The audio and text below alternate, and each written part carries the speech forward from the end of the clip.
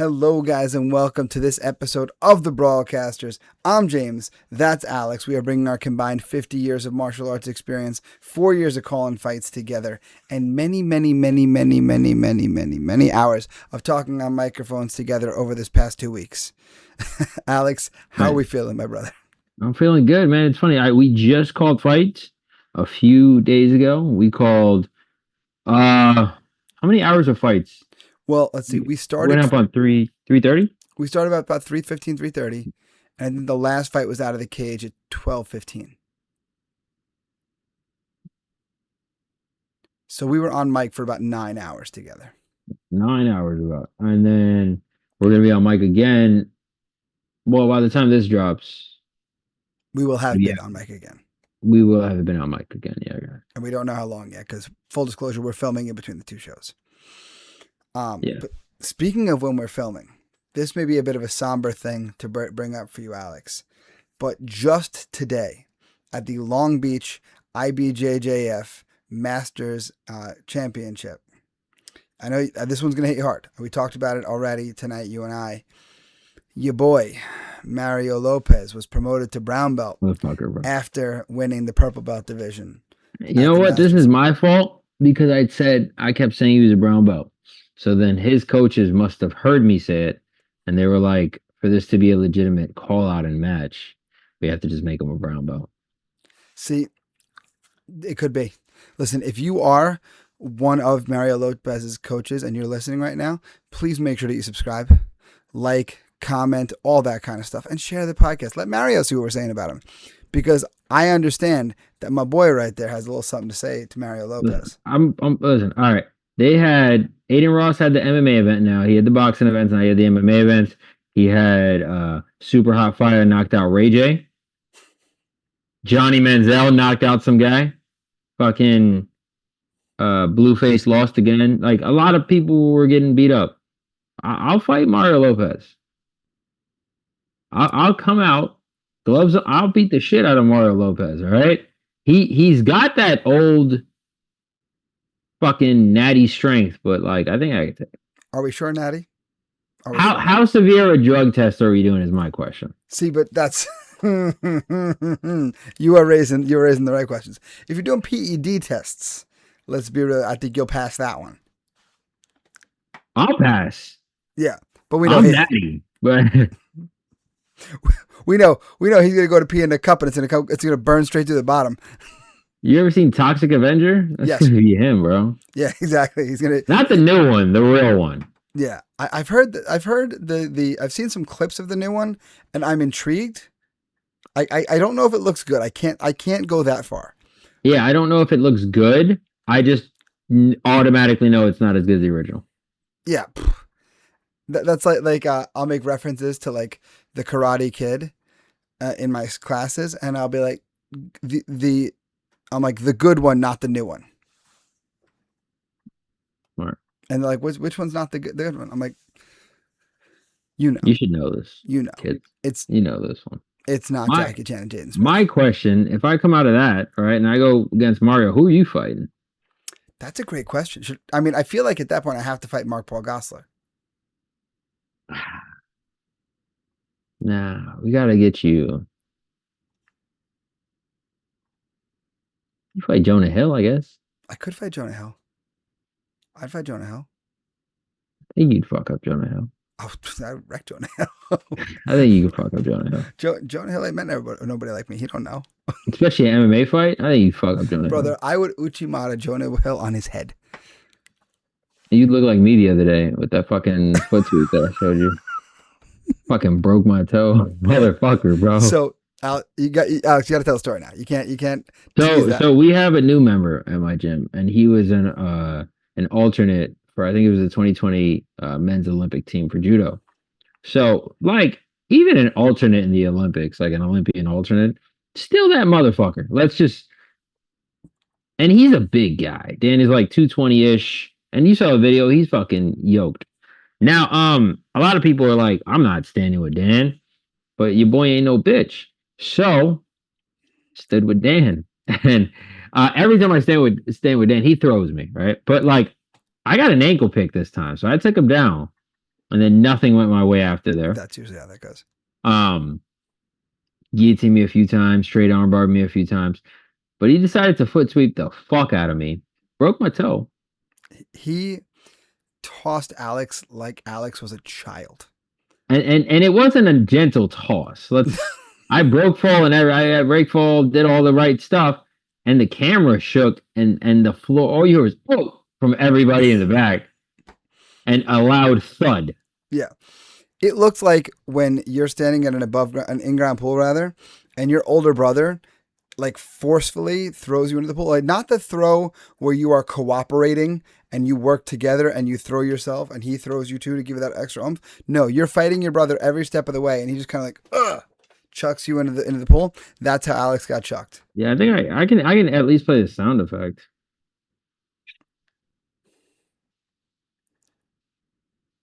I don't know if that's me. Yeah. That loud crash, that's not like any. That's me. Yeah, that's Alex on the floor. And Alex. Then you hear everybody go like out a nice but that was like that. I crashed, bro. I rolled out of that when I got up, but like you're like see that's one of those throws. It hits you like sure you get hit with the earth, but you got hit right in the dignity. We're like I mean, fuck it. You know what I mean? Like yeah. Listen, if anybody should throw you, it's a guy who was an alternate for the Olympics. I'm just saying, bro. Like if you're telling me, if I text you, hey James, I got a guy pulling up to your gym. He wants to do some rounds. By the way, he was an Olympic judo alternate. USA Olympic judo alternate. Are you not gonna be like, well, I gotta stand with the fucker? Yeah, of course I am. See, but like this is the thing that people don't understand. Like when you train long enough like we do, like we have, you have this demon that lives in there that just you just can't shut it off. You just can't shut it off. Right? Like here's an old man story. I'm of an age, I have some family history. Right? See a cardiologist periodically because I have family history. So periodically they have me do a stress test. Had me do a stress test the other day. And the girl tells me, we have to get you to this many beats per minute. And here's how the stress test works. It's 3 minutes at this many miles an hour in this incline. And every 3 minutes, I'll warn you, it'll increase the speed in the incline. And she's like, we'll go however far we need to get you in order to get to your target heart rate. And she's like, but if at any point you need to stop, you just tell me. I was like, nope. So we're going. And I'm talking to her the whole time, whatever. And we get to like level 3. And she goes, you do a lot of cardio, don't you? And I said, yeah, I train martial arts, train like 4 days a week. And she's like, oh, I could tell. Mm-hmm. She goes, because you're like most people, their heart rate spikes and it stays there. She goes, yours spikes and then it comes down a little bit. She goes, so that's great for your fitness and your health. Here's where it's bad. Most people, we have this target heart rate number. We got to get them to like 75% and just put them on the table and they're fine. We're going to have to get you to like 95, 100%. So we get to like level 4. We're going through level 4 and I'm approaching the number. By the way, she tells me, she's like, nobody's ever needed level 7, by the way. And I was like, level 7. Level 7. And so I'm trying to like keep myself calm enough so that I need level 7. So we're getting close enough to about like level 5. And she's like, do you think you can handle like 30 seconds of level 5? I'm like, I can handle whatever you need. If I need to run an hour at level 5, I will do it. I got this. Yeah, because like, oh yeah, my feet are hurting in the background. Isn't going to stop me. I'm just going to run. Because you told me to run and you need me to do this. It's just getting done. It's getting done. Mm-hmm. The demon will not allow it. Like I will, until I see the number that I'm supposed to see on the beats per minute, I'm not getting off this treadmill. No, why would I? Because if I have to die to do it, I'll do it. That's what I'm saying, bro. It's there. Fuck yeah, it's there. Yeah, it's there. It's there. Like there's just that little bit. Like it's funny. There are days where like, you know, I know who I am and I know who I am in the room and I know where I stack up and I know the guys who are going to get the better of me. So those are the days like, okay, maybe I'm not going to try to fight this round 100% because why kill myself when I know how this round is going to go? Yep. Fair. But then there are other days where I look at that same guy and I'm like, you know what? No, not today. No. Not today. And I fight my hardest. And magically, some of those times I start to get the better of those guys. It's like, hey, look, that's there. That's there. Yeah, bro. I told the story a couple weeks ago. My friend Mike had us doing a finisher at the end of class, like a strength training thing. Yeah, you told me you're keeping it with the young kids. Yeah, it was me and two 20-year-olds, and I was like, I will not stop. Just win. Just beat the 20-year-olds, bro. Yeah, I'm gonna hang with those 20-year-olds because listen, if it's sparring and and they're gonna be all fast, I'm just gonna kick them in the leg till they slow down. But like it wasn't that. It was strength training. I'm gonna strength train as fast and as hard as I can to keep you to make you realize, oh, this old man can go. Yeah, and in the words of the great American poet T.J. Ragusa, I ain't no bitch. Exactly. That's about it. Exactly. So, all right, we got told to chill with the T.J. Ragusa Chuck Norris facts, but we can keep up in the words of the great American poet T.J. Ragusa. I was thinking about that. Let's shelf this for now because you and I we can go on this, but let's get into tonight's fight that we have here, a female fight. Our last female fight that we did, she's thick but she's quick, was a very popular fight. So I have to imagine this one might live up to that same thing. We kind of fell in love with the BMF promotion this week because we were really happy with what we saw last time that we filmed. Yeah. So let's see what these guys have to offer. Here we go in 3 and 2 and 1. I didn't realize it stands for Bad Mofo MMA. Yeah, I'm there. I'm here for it. No, I like this production. No, they you could tell they care. Exactly. So I did have an observation. How can we improve the female fighters' like wardrobe? Because we did have an accident at the last Flex show. Yes. With my girl Jordan, she teep kicked the girl in the chest and exposed the girl. Yeah, so I'm just curious. This cut that she's wearing, that's way better. That's way better. I would assume that's the solution. Shout out to Chris Molina. He handled that like the most gentlemanly. He did. I was like, what a gentleman. I was talking about that with my wife and my little girl later about what happened, and my mother-in-law was behind me there too. And I was like, Chris Molina just jumped chest right in front of her, like looking away, showing her like, yeah, this is. I'll take care of you here. So Beale red glove tape, Spencer blue glove tape. Okay. Beale really good control of the octagon to start off. Great forward pressure. I don't love that when she's throwing though, her chin stays in the same place. Her head, her hands move and her legs move, but look at her head; it doesn't. Stay off that center line. She's throwing what you would call in a kicking game a one hip round kick. Like she's not turning and blading her body. See that? Like the head stayed in exactly the same spot because she didn't pull her hips to the side through the kick. But even with her punches, like watch when she's about to throw these punches, her head's not going to stay out of the, like, it's just going to stay in the exact same spot. Of course, she's not giving us any punches to look at. See, there's another one hip round kick. See, it didn't really turn. There you go. See, look, the punches. Exactly. Yeah, the head's in the same exact spot. So that, what just happened? Oh, eye poke. Oh, shit. That's terrible. I hate that.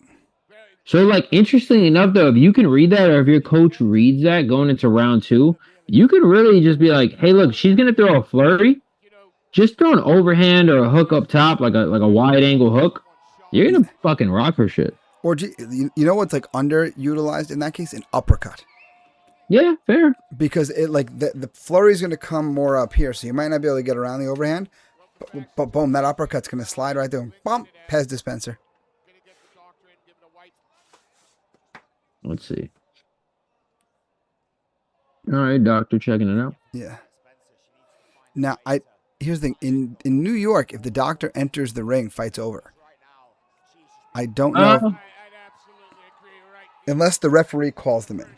Yeah, so no, if the referee calls them in, like the referee just called her in. Okay. Yeah, so if the referee calls the doctor in,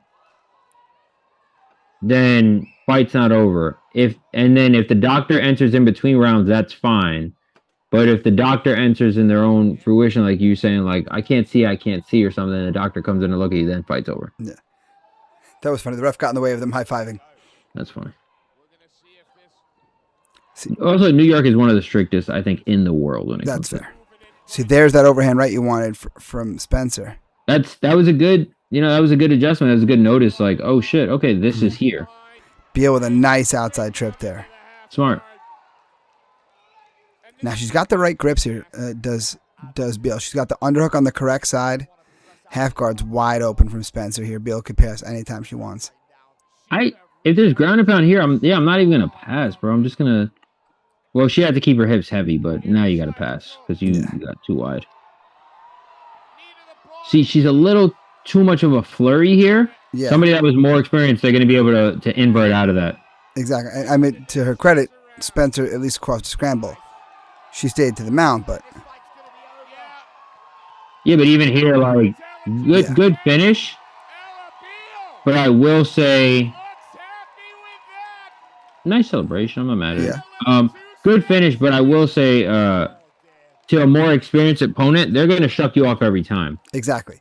So even like a knee on the belly there would have been a good thing. Like right here, the knee on the belly would have been a good thing. Yeah. Or knee over leg, like a dope mount kind of situation would be good.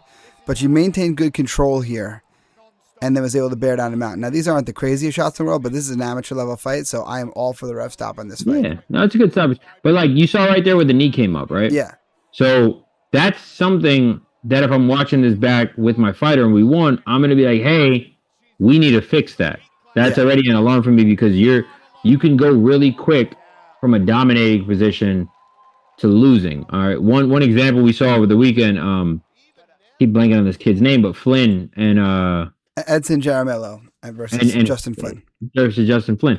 Justin Flynn was in a tight submission for a while, got out of it twice. Got out of it.